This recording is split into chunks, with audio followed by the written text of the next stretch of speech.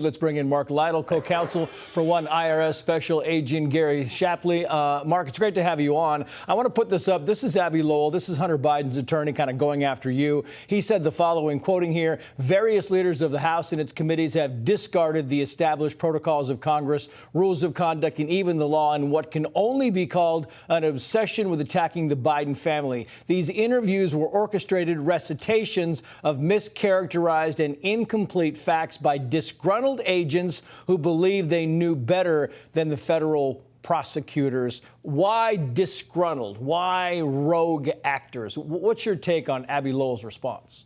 Hey, Trace, thanks for having me on the show today. I appreciate being able to respond. These attacks are really nothing more than just character assassination. Special Agent Shapley has gone through the process, the legal process of disclosing and becoming a whistleblower.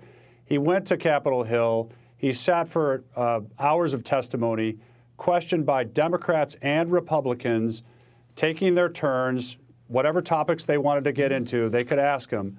He was under the penalties of being prosecuted for false statements if he gave a false statement.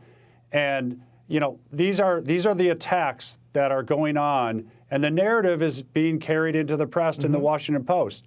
And if I could, Trace, I'd love to talk to you about our interaction with the Washington Post on this issue. Quickly, yeah, sure. Yeah, so, you know, the Washington Post carries a story about Abby Lowell's letter and the allegations that our client is an illegal leaker. And he cites to this October 6, 2022 letter that describes a leak, and a leak from the agents or from someone, you know, with knowledge.